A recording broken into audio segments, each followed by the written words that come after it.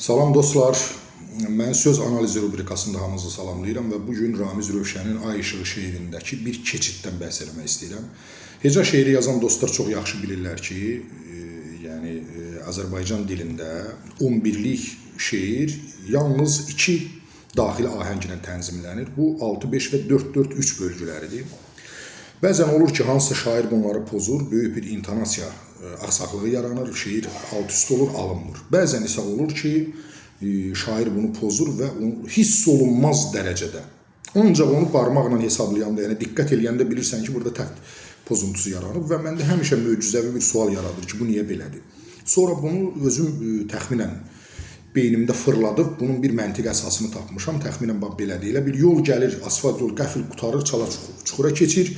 Bir köhnə maşın gəlir, o çala-çuxura çıxan kimi altı yerə dəyir, danqıltı aləm qarışır, maşın alt-üst olur. Bir də güclü bir maşın gəlir, deyək ki, Range Rover və yaxud bir Lexus gəlir. Oradan elə keçir ki, heç çox vaxt sürücü də, heç maşının özü də onu hiss eləmir. Bir dənə uğultu ilə keçib gedir və heç bir problem də yaranmır. Yəni, insanın, şairin ilhamı da belədir. O güclü olanda, enerji, nəfəs güclü olanda təxt bölgülərini basıb öz iradəsinə tabi edir. Yəni, qrammatikaya hökm oxuyur. Və bu cür şairlərin yaradıcılığında bu deməli qüsurlar, bu naqisliklər nəinki mənfi planda, hətta sənətkarlıq, nəinki mənfi planda görünmür, hətta sənətkarlıq nümunəsi kimi diqqəti cəlb edir. Ki, bu necə poza bilib, yəni. Bu mənada adamı riqqətə gətirir doğrudan da. Ramiz Rövşəndə isə nəinki təxt bölgüləri ilə oynamaq, hətta o bir şeirin içində, hətta bir bəndin içində 11-likdən 8-liyə keçir. Belə aşıq yaradıcılığı ilə müqayisə eləsək, qoşmadan gəraylıya keçir və zərrə də olsun intonasiya axsaqlığı baş vermir. Mən indi onun nümunəni sizə deyəcəm. Ana, məndən keçən bu işıq nəymiş? Ana, mən ki işıq yiyən deyiləm. Görünür bəxtim beləymiş, bəxtimi söyən deyiləm. Ölməmişəm, ağlamayım, keçin ayaq saxlamayım və s. və s. Şeir 8-li ilə davam edir.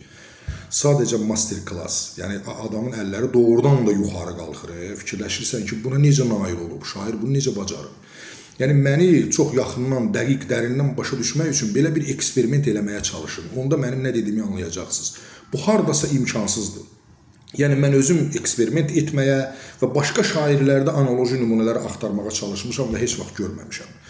Bu, Ramiz Rövşənin Azərbaycan şeirinin intonasiyasını çox gözəl bilməsindən və ilhamının onunla oynayacaq dərəcədə güclü olmasından xəbər verir. Yəni, Ramiz Rövşən belə bir sənətkardır. Yəni, hərdən tənqid edirik, ancaq bu həqiqətləri də dilə gətirmək lazımdır. Hər kəsə uğurlar, minnətdaram diqqətinizə görə.